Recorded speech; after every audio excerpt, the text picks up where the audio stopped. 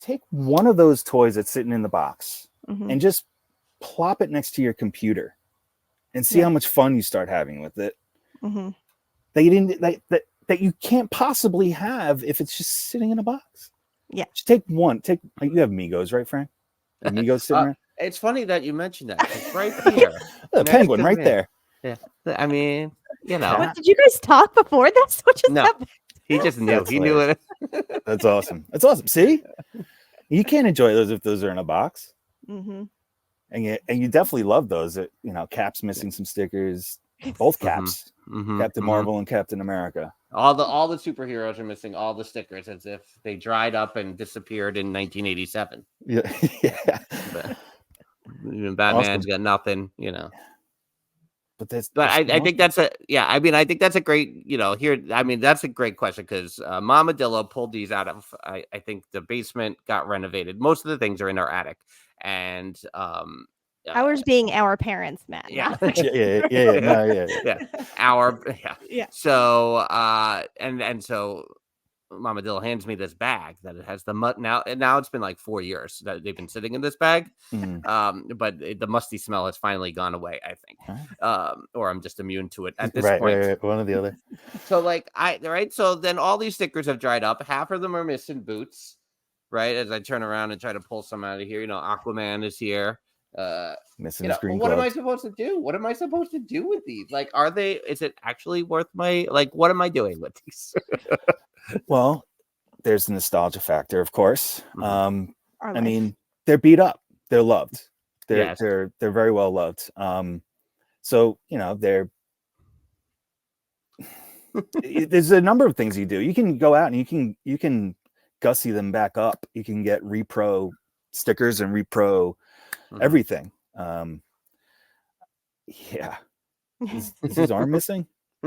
No, his arm's there. Just the arm's missing though. Just hiding. Yeah. Well, it's amazing that those rubber bands are holding on. Those things can tend to dry up. I don't even know what this guy is. What's this guy? Who is it? That's a good question. That's like Freddie Mercury. Or that might be like a Steve Austin villain or something. Or maybe Big Jim, maybe. Oh, wait. I think Lewis just mentioned Big Jim. Lewis, is this Big Jim? Oh, can you confirm, Lewis? Interesting. Big Jim was a big competition for G.I. Joe out there. Lewis can confirm. If Lewis can confirm that's Big Jim, he might have something in his mailbox come Christmas. Nice. What am I going to do with Big Jim?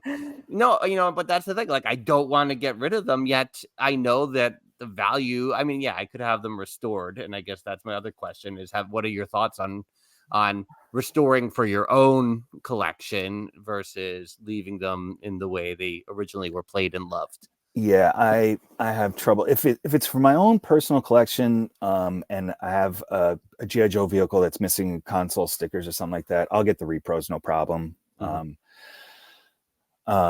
if I'm selling something, I let people know straight ahead. Either I don't know if it's been messed with and there's repros on there, or these are repros or these are originals. I'm just gonna, like all of my listings, everything is just straight up. What you see is what you get. To me, it kind of diminishes the value if you put the new stickers on it and the new costume pieces and all that. Even though they look exactly the same, you can get any accessories. People are making accessories for everything. The old Kenner Star Wars stuff. There's a lot of repro stuff out there. You just got to watch out for the people who are trying to pass it off as genuine. Right. That's the crappy part. It's funny that you mentioned that because here I have my incomplete Millennium Falcon shell. Incomplete for sure. Yeah. This is mine. No, this obviously. I'm sure there's still pieces probably in other containers somewhere that I can pull together. But, I do think about, this is one of the things I do think about. Can I get all the pieces to put back together? And then I see like the 3D printing and I and I see, the decal repros and things like that. And I'm like, oh, where do I feel on being authentic to the toy that it was? The thing is that Falcon is one of the most common vehicles from that era, hands down. But it came with a lot of tiny pieces, and those tiny pieces are lost and will never be found. Like comes with a little training ball that Luke was using. Oh my God, yeah. The little checker table. People are going to yell at me because it's not checkers. I know it's not checkers. I just forget what the name is right now. Yeah, they'll drop it in the chat. I'm not going to say it. I should have it on the ready, but yeah. Losing nerd cred as we speak. But yeah, no, I for my personal collection, I have no problem if I'm going to be displaying it.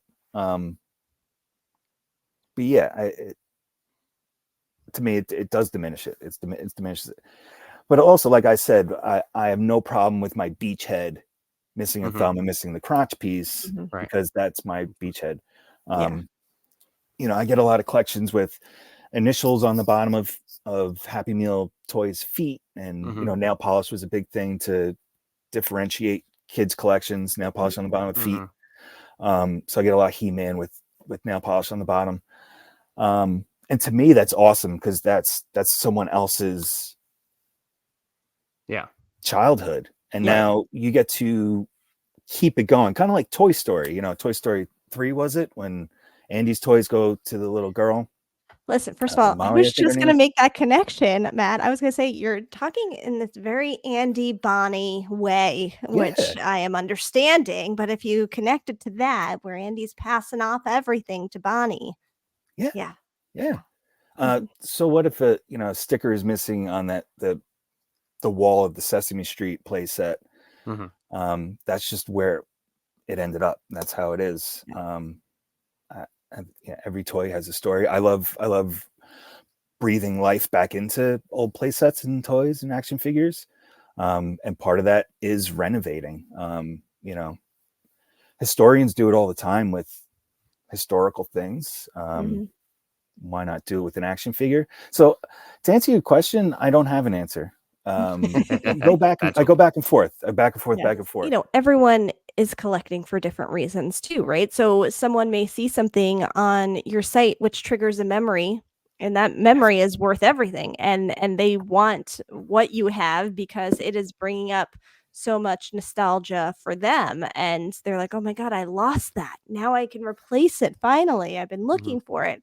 I see Frank has brought up the Smurfs on your site. Where are your Smurfs, Frank? I audibly gasped while Matt, because the Smurfs are definitely a unknown mystery in my toy collections over the years, because the aforementioned Nanny Dillo, where often my Smurfs lived. And so I would stay there on the weekends, and that is where the Smurfs resided, because that's where the collection had room to grow. But it's definitely one of those things, I don't know when it ended. I didn't know, but I know I had the mushroom houses, and I knew I had a lot of these figures you're seeing here. But that is an unknown mystery of, did they go away? Are they hidden somewhere in the bowels of Nanny Dillo's home? Are they in one of the 2 storage units that are in family name? They're not in the attic, I believe. No, they're not in the attic. But they're not with the bowling balls. That's been decided. Correct. It's been decided not with the bowling balls. But then, you heard me audibly gasp while Matt was talking, because a couple of these Smurfs, I just went, oh, where are these? Who knows? Maybe you never know where things end up. I could have a couple of your Smurfs on my website right now, and we would never even know. True. You know what I mean?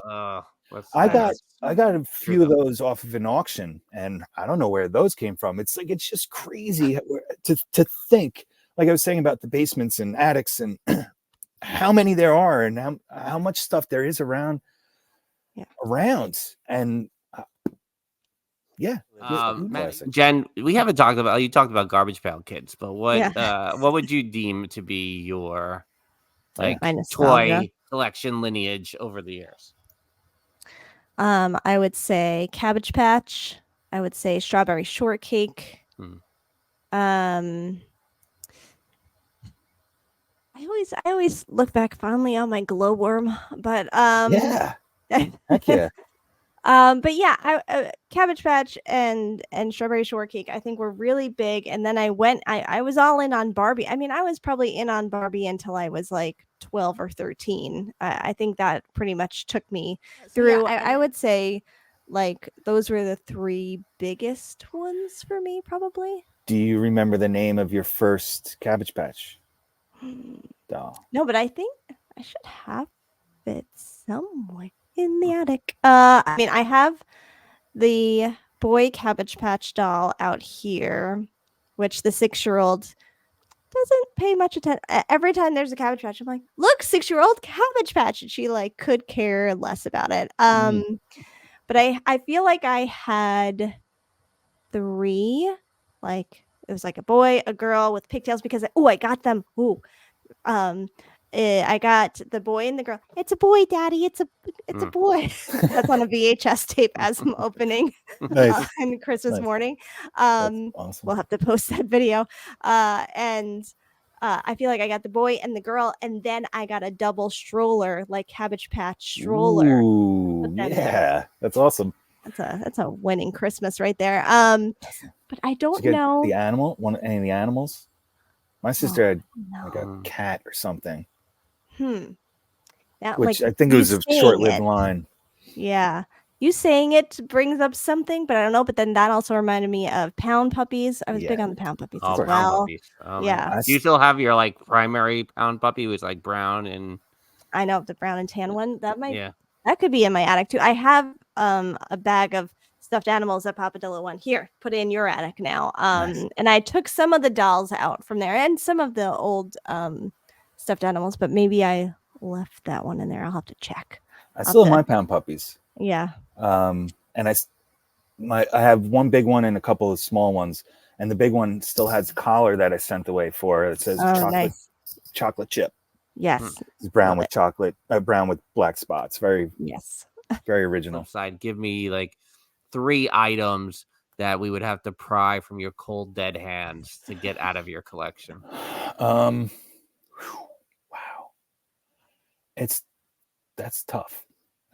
I have a couple of cool comic books. Okay, I can actually tell you the pride of my entire collection, which we didn't even get into. I used to do a lot of conventions before San Diego Comic-Con made conventions this grand spectacle for the entertainment industry. When comic conventions were like more like comic conventions, it was, everyone nerding out for the sake of nerding out and geeking out, and comics were the main thing, and then anything related to comic books, not just entertainment. I'm not getting on a soapbox. I think where things have gone is amazing, and the industry wouldn't be what it is, and might possibly the comic industry might have disappeared if not for the Marvel movies alone. But that being said, I used to take blank sketchbooks and bring them around to the conventions and have the comic artists fill them out. And I have a few sketchbooks with one-of-a-kind pieces of artwork that I commissioned directly from the artists. Some of them drawn right in front of me. I had a good buddy. I have a good buddy that we used to go to all the conventions, and we hit them all up and became fast friends with a lot of the artists and the writers, and had a lot of cool opportunities with those, hanging out with Peter Mayhew and Kevin Eastman, and opportunities that just wouldn't have happened unless, you go to these conventions. So those sketchbooks, I think, would be it. Because anything else can be replaced. Besides my G.I. Joe collection, like I said, I still have it, but at the same time, I'm going back and forth with restoring the dried up rubber bands and putting them up on the site, because it's a huge draw. Those are big ticket items. So no, like I said, it's crazy how my algorithm has changed to torture me lately, and he says, like I just feel, but seeing all of it, I'm like, wow, I didn't realize like people are really like, and it was definitely cool back then, and because there was just so many of them, and the artwork on the the backing card, like all of that stuff was so, it's such a a full sensory experience in some ways.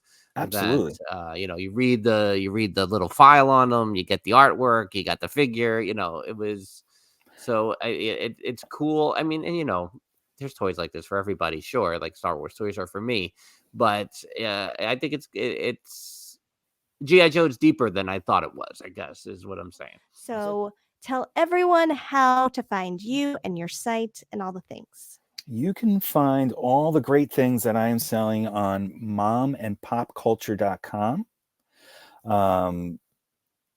Instagram it's the same thing, Mom and Pop Culture Collectibles. You just go on one of those and you can find me. That's it. Yeah. Boom. Just I'm like available. That. Merry Christmas, thank you, Santa.